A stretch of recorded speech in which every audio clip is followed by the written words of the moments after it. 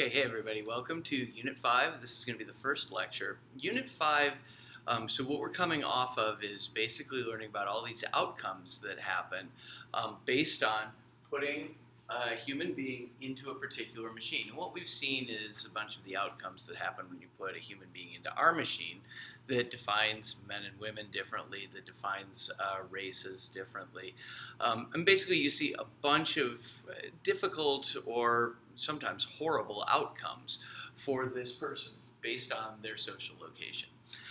So the question in Unit 5, Unit 5 is going to cover kind of a somewhat broad array of things. It's going to begin with why does this person wake up and step back into the machine every day? And we're going to go ultimately to the possibility of social change. How could this person, this one individual, possibly change this for everyone, not just for him or herself, but to make the world a better place? To begin with, we're going to ask the question, why do people go along with this? We see racism, we see sexism, we see destruction of the environment, we see horrible outcomes for people in poverty, but horrible outcomes for people just in an unequal society altogether.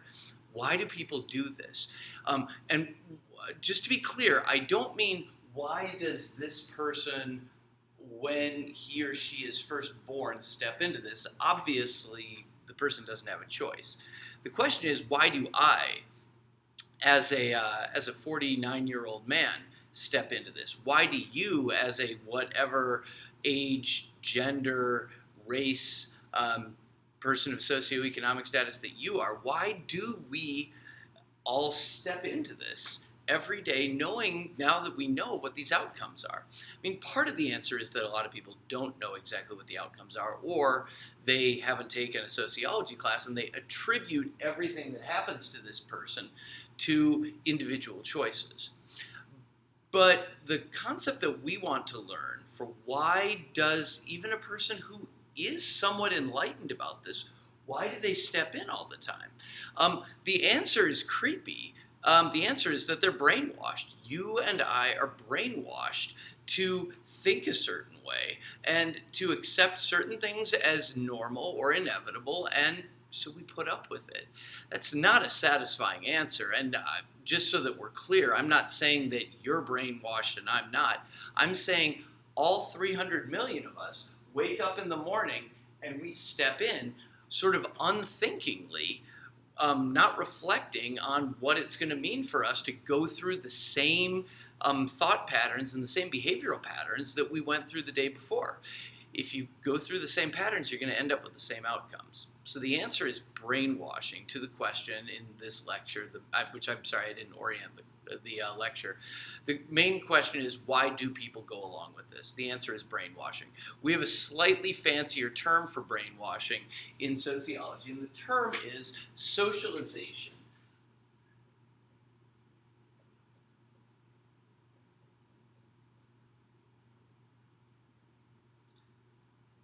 Now, the verb form of socialization is socialize, but you want to think about this not in the sort of conventional way that you usually think about the idea of socializing. What we think about it as is people getting together and hanging out.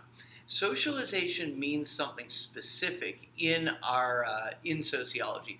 Although I will suggest to you that even in those moments where you are just hanging out, socializing in the interaction order, this process of brainwashing is still in effect. In that case, it's usually going to be by reinforcement of the same ideas that you have been inundated with since you were young. But let me give you a definition for this. Socialization is the process by which people learn to become members of a society.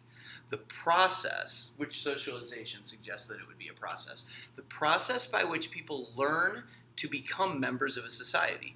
In other words, this person is not born a member of a society. And we've made this point earlier in the course. You are inserted into a different machine. You have different thoughts and different behaviors. You have to learn that this is the way things are supposed to be. You have to learn that the reality that we perceive is inevitable.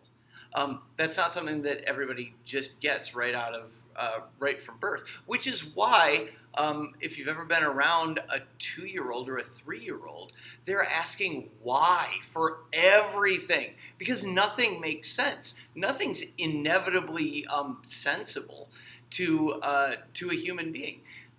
That is evidence for us that what we are being presented with is a particular version of reality.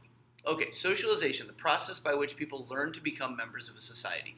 Specifically, we want to think about learning culture, this side of the machine. The symbolic universe, which explains reality, defines reality for us. Just pause right there and think about what that means in terms of if you were going to brainwash somebody, what you would want to do. I mean, you can think about cults as doing this. Cults explain reality. They say the way you have understood things in the past is not right. This is the right way of understanding reality. We obviously don't have to do that with babies because babies don't have a pre-existing idea of reality in their minds. But this idea of learning a symbolic universe, understanding reality, and then also learning a collective consciousness, this is how you should do life. This is how you should approach the world, what you should be doing. If you get a person to understand these things in a particular way, what you have done is made them compliant. You have made them not question what is going on. So they will walk in, see horrible things happen, see people stepping over homeless people, see people discriminating against people of color or people of a different religion. And there's a degree of acceptance of, well, this is how the world works. Of course this isn't how the world works. This is how our world works, with a particular understanding of social locations, with a particular understanding of individuals in the context of society, where we say an individual is responsible for where he or she ends up. And if they end up in the gutter, probably because they didn't work hard enough. Socialization, learning culture, leads us to accept that this is reality, and it allows us to wake up in the morning, understand there's racism, sexism, classism, environmental destruction, and just say, well, this is how it is. It's disturbing to think about it that way. And to be clear, in a lot of sociology classes, they won't use the term brainwashing. The answer on the exam is not going to be brainwashing. The answer is going to be socialization. But I want you to kind of hold that comparison in your mind, because I think there's a lot of sense to it. Okay, why do we need to be brainwashed? The answer to that, which is I think the last question in this lecture, why do we need to be brainwashed? It's simple. Why would you brainwash anybody? It's social control. Social control, another term that actually merits being written up on the board. And it is exactly what you think it is. It's controlling people. But I'll give you a definition of it. It's the process by which a group enforces conformity. In our case, what we're talking about is the way the American population enforces conformity on individuals within it. Okay, socialization, and this is the kind of amazing thing about brainwashing. What socialization does is it allows for social control to happen from inside this individual. That person is going to control him or herself. I'm not going to go off rebelling, and it's not because I'm afraid of being shot by the military. I'm not going to go off rebelling because I understand what I see as sensible, as maybe not wonderful, but as a natural consequence of things. In other words, once I've been socialized to understand the world this way, I control myself. Society is exerting social control, but it's by putting inside of me a particular understanding of the world. The backup plan for social control, obviously, is the criminal justice system. That is when this process of socialization didn't work completely, and there are individuals who go off doing things that society does not approve of. Okay, so last points that I want to make. To be clear, I am what's called an agent of socialization. An agent of socialization is an important term that just means people who socialize other people. I'm an agent of socialization for my 2 children. That doesn't mean that I am actively thinking, how can I socially control my kids so that they're compliant and conformist? I'm not doing that. What I'm trying to do is help my children to be successful in life, and to be successful in life, you have to understand this is the reality that you live in. And these are the things that you have to do. So from my household's perspective, socialization is just teaching my kids right from wrong and a proper orientation toward the world. That's it.